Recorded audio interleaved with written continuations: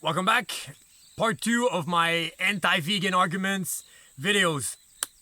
Sorry I'm doing this. This is so bad.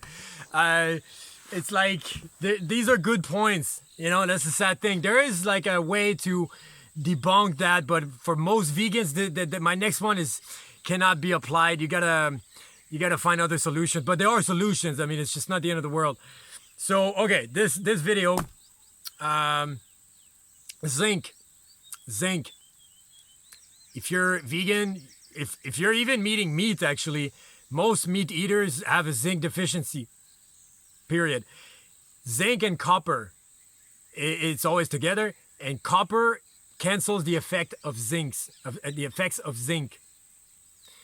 And all plant foods have higher copper. You need a better ratio where there's higher zinc than copper.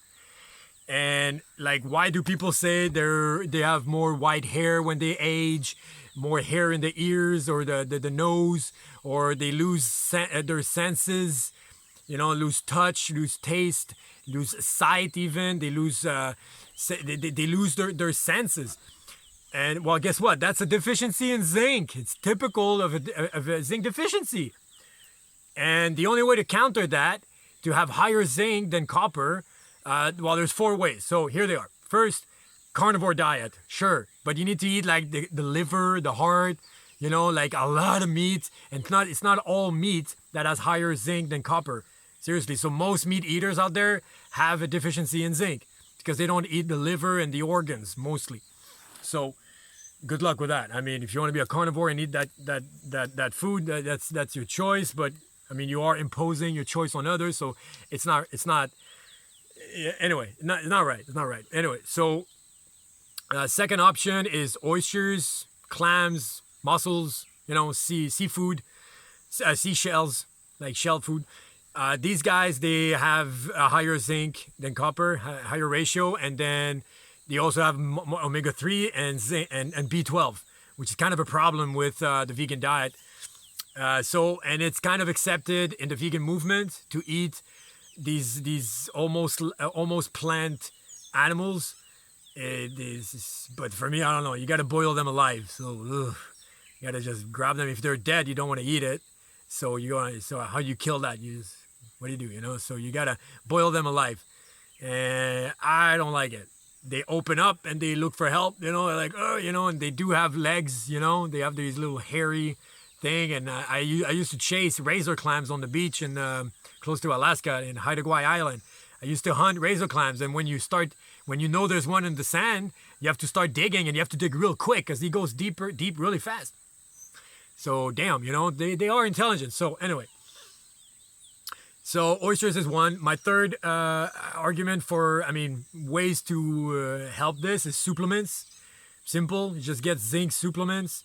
I can't find the plant version because it's always better to find the plant version, like a little capsule full of a plant or many plants that are high in that mineral. Because magnesium, calcium, you can find those. It's good. You should, actually. I recommend it, especially if you're transitioning on a raw vegan diet. Or anyone, actually. I highly recommend that. But plant version.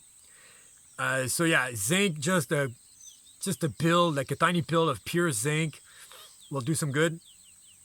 And my last one is the great argument, the one that solves the whole equation. It's not good for vegans. It's good for raw vegans. Because vegans eat a mucus-forming food. They eat food that creates plaque in their body called mucoidal plaque. Mentioned it before. And this stops the absorption and utilization. I keep saying that in my videos. It's really important. If you want to eat a healthy diet, you need to be able to absorb and utilize nutrients the way you should.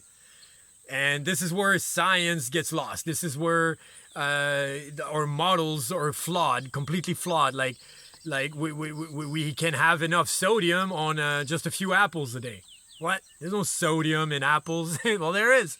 You know, and if you take Chronometer, like just this program to put all your food in, and you will see how much of what you're eating.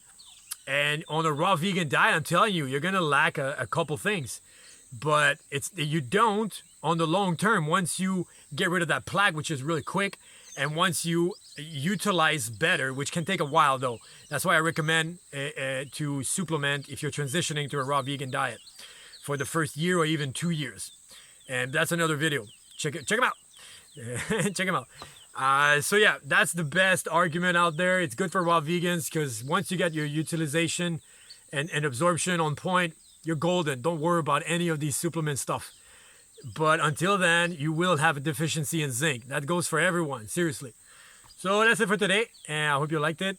And tomorrow, yeah, I'll make another one about arguments against veganism. But yeah, 5 minutes 30. So yeah, see you tomorrow or in 2 days. Bye-bye. Like and subscribe for sure. Bye-bye.